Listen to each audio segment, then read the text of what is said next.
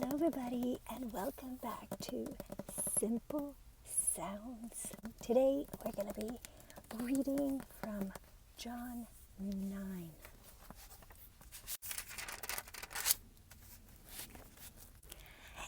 A man born blind receives sight. Now as Jesus passed by, he saw a man who was blind from birth, and his disciples asked him, saying, Rabbi, who sinned, this man or his parents, that he was born blind? Jesus answered, Neither this man nor his parents sinned, but that the works of God should be revealed in him. I must work the works of him who sent me while it is day. The night is coming when no one can work. As long as I am in the world, I am the light of the world. When he had said these things, he spat on the ground and made clay with the saliva. And he anointed the eyes of the blind man with the clay. And he said to him, Go wash in the pool of Siloam, which is translated sent. So he went and washed and came back seeing. Therefore the neighbors and those who previously had seen that he was blind said, Is not this he who sat and begged? Someone said, This is he. Others said, He is like him. He said, I am he. Therefore they said to him, How are your eyes opened? He answered and said, A man called Jesus made clay and anointed my eyes and said to me, Go to the pool of Siloam and wash. So I went and washed, and I received sight. Then they said to him, Where is he? He said, I do not know. The Pharisees excommunicate the healed man. They brought him who formerly was blind to the Pharisees. Now it was a Sabbath when Jesus made the clay and opened his eyes. Then the Pharisees also asked him again how he had received his sight.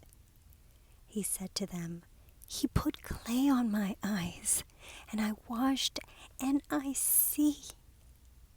Therefore some of the Pharisees said, This man is not from God, because he does not keep the Sabbath. Others said, How can a man who is a sinner do such signs? And there was a division among them. They said to the blind man again, What do you say about him, because he opened your eyes? He said, He is a prophet. But the Jews did not believe concerning him that he had been blind and received his sight until they called the parents of him who had received his sight. And they asked them, saying, Is this your son, who you say was born blind? How then does he see? His parents answered them and said, We know that this is our son, and that he was born blind. But by what means he now sees, we do not know. Or who opened his eyes, we do not know. He is of age. Ask him. He will speak for himself. His parents said these things because they feared the Jews. For the Jews had agreed already that if anyone confesses that he was Christ, he would be put out of synagogue. Therefore his parents said, He is of age, ask him. So they again called the man who was blind and said to him, Give God the glory. We know that this man is a sinner. He answered and said, Whether he is a sinner or not, I do not know. One thing I know, that though I was blind, now I see. Then they said to him again, What did he do to you? How did he open your eyes? He answered them, I told you already, and did you not listen? Why do you want to hear it again? Do you also want to become his disciple? Then they revealed him and said, You are his disciple, but we are Moses' disciples. We know that God spoke to Moses. As for this fellow, we do not know where he is from. The man answered and said to them, "Why, this is a marvelous thing, that you do not know where he is from, yet he has opened my eyes. Now we know that God does not hear sinners. But if anyone is a worshiper of God and does his will, he hears him. Since the world began, it has been unheard of that anyone opened the eyes of one who was born blind. If this man were not from God, he could do nothing."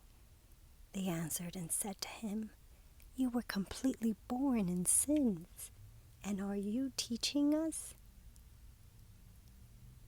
And they cast him out. True visions and true blindness. Jesus heard that they had cast him out, and when he had found him, he said to him, "Do you believe in the Son of God?" He answered and said, "Who is he, Lord, that I may believe in him?"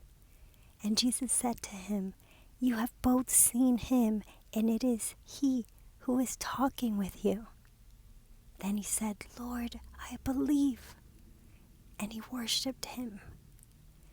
And Jesus said, "For judgment I have come into this world, that those who do not see may see, and that those who see may be made blind." Then some of the Pharisees who were with him heard these words and said to him, "Are we blind also?"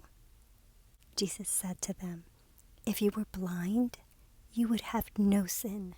But now you say, 'We see,' therefore your sin remains." Life lessons. John 9, 1 through 41. Situation. Jesus restored sight to a man born blind. The Pharisees questioned the man, but refused to believe that Jesus had healed him. Despite the obvious evidence, the scoffing Pharisees threw the healed man out of the temple. Observation. Some people doubt Christ's work, not for lack of evidence, but because they don't want to believe it. Jesus' mission is often missed by the wise people of this world. Inspiration. What about the blind man Jesus and disciples discovered? The followers thought he was a great theological case study. "Why do you think he's blind?" one asked. "He must have sinned." "No, it's his folks' fault." "Jesus, what do you think? Why is he blind?" "He's blind to show what God can do." The apostles knew what was coming, and they had seen this look in Jesus' eyes before. They knew what he was going to do, but they didn't know how he was going to do it.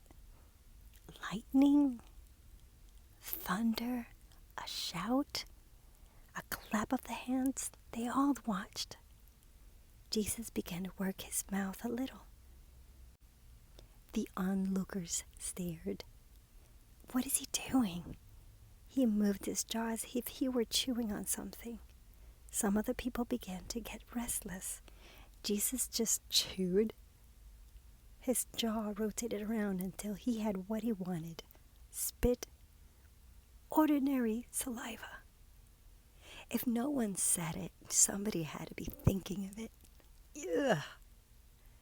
Jesus spat on the ground, stuck his finger into the puddle, and stirred.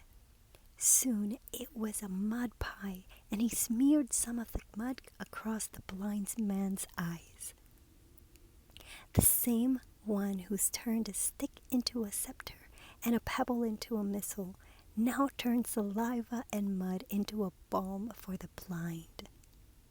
Once again, the mundane became majestic. Once again, the dull became divine, the humdrum holy. Once again, God's power was seen, not through the ability of the instrument, but through its availability. Blessed are the meek, Jesus explained. Blessed are the available. Blessed are the conduits, the tunnels, the tools. deliriously joyful are the ones who believe that if God has used sticks, rocks, and spits to do his will, then he can use us. From The Applause of Heaven by Max Lucado. Application. Do Jesus' miracles seem hard to believe? God can defy the laws of time and space because he created them. Miracles are easy within God's power to perform. Remember, you serve a powerful God. Go ahead, then, and tell him how you need his help today.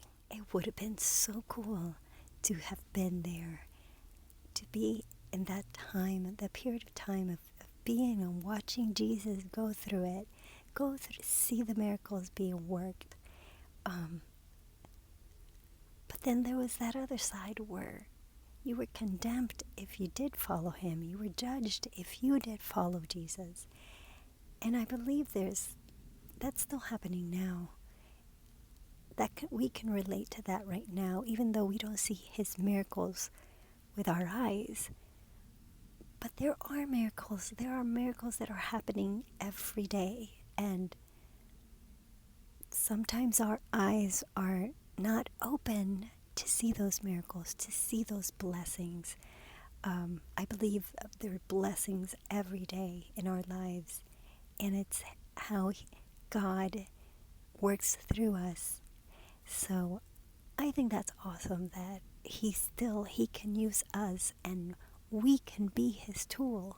We can be the help in some way in a miracle for someone else, or even, be a part of a miracle. So that's really, really cool. So I'm glad you guys are still joining me in the book of John.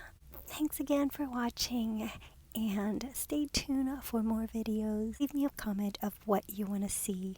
I've heard some of you don't care so much for the sounds at the beginning. It might take away from the message of the Bible, or the devotions. So let me know how I could help you, because we're all in this together, and this is a journey that I want to take you guys along. So I hope you have a good day, and we'll see you next time. Bye-bye.